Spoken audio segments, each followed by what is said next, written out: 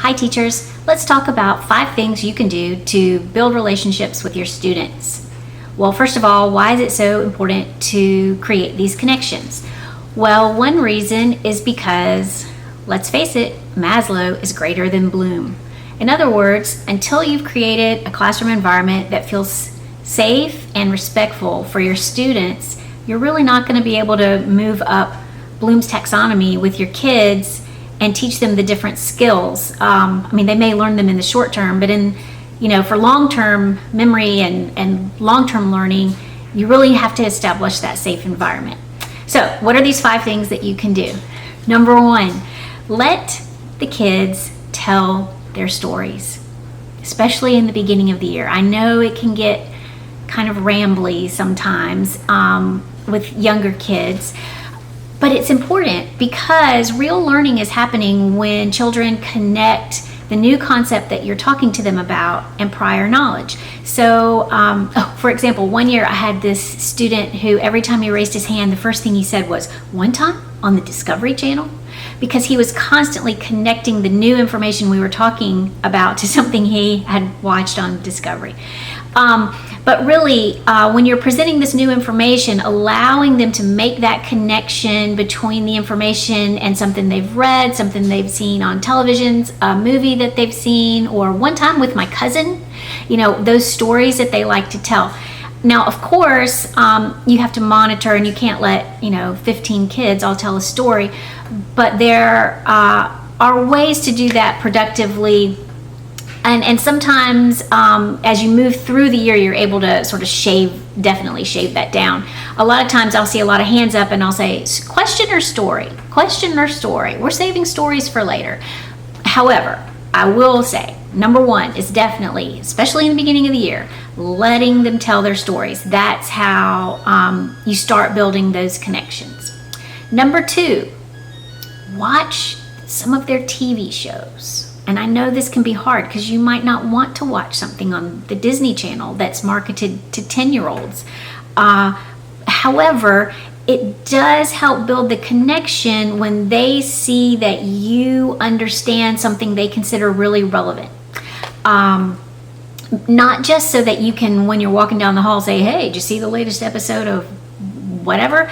But necessarily in class, it's good to be able to relate. Let's say if you're in reading class and you're talking about characterization, or you're talking about some kind of conflict or a plot structure or something, you could say, "Hey, it's just like on," and then that's a point of reference that the majority of them will understand.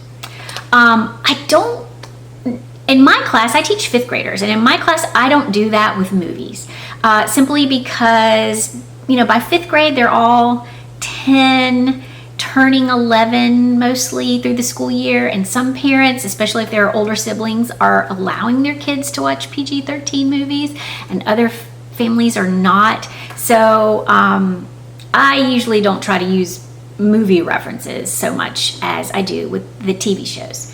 Let's see, something else you can do. Oh, this one always wins.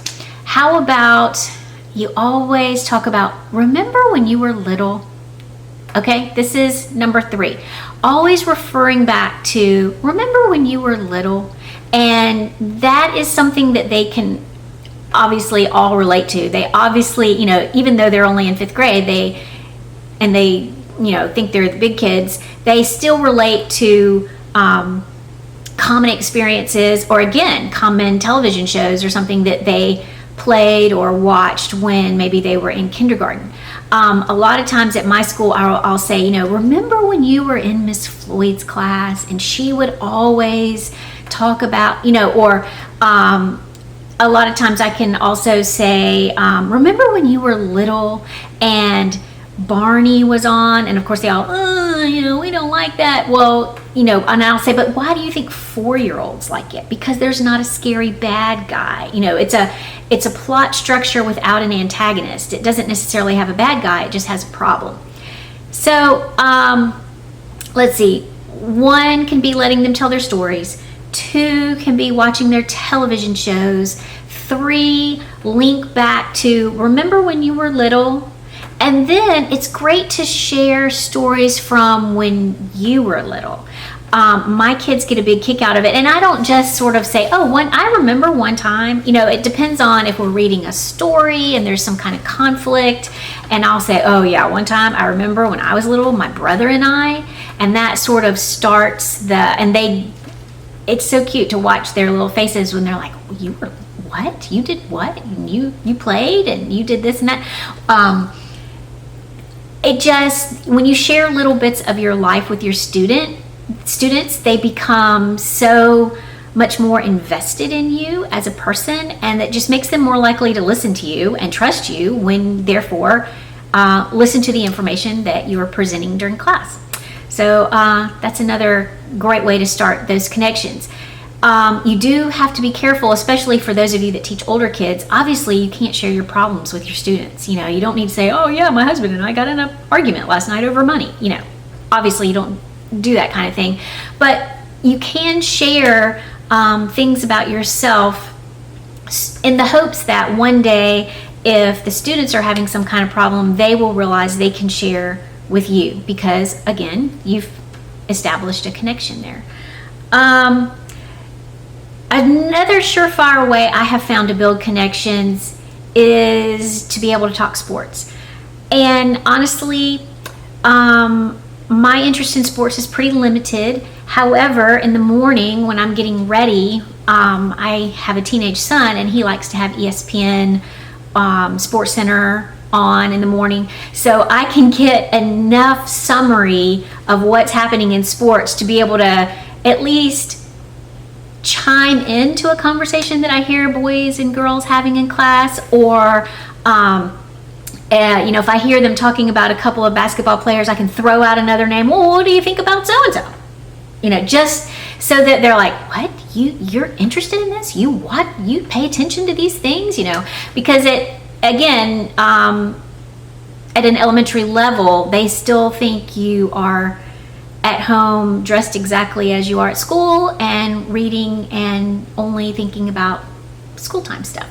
So again, sharing a little bit of things that you like, and interjecting your personality into things, it just helps establish those connections.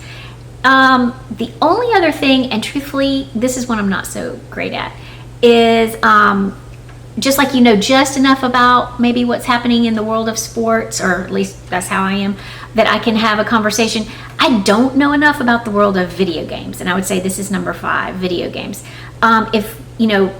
If you're lucky enough to have a child that's close to the age of the kids you're teaching, then you're more likely to sort of be up to date on the things that kids are talking about. But once you're an older teacher, and that means your kids are older, but you're still teaching elementary kids, thus myself, you have to make an effort to stay sort of current with what they're talking about. Like this whole Fortnite thing, I had to, actually take some time and look it up and what are they talking about. And, there's this YouTube channel where the family dances like the different characters in the video game, and evidently it's a really big deal, and I need to pay attention to these things.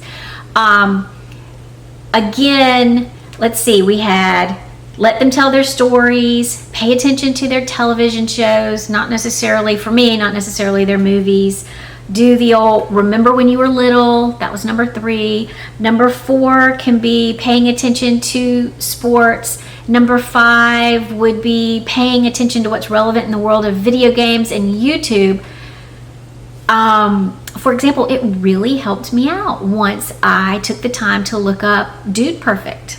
Yes, those guys are pretty amazing, and I had no idea. I could just hear kids talking about it, and I thought, okay, this is something that's very relevant to them, very entertaining to them, very important to them, and therefore it needs to be something I can have a conversation about. It needs to be something I'm connecting. This is a way for me to connect with my students, to know what they're talking about, and to be able to, contribute just enough to a conversation that they're having.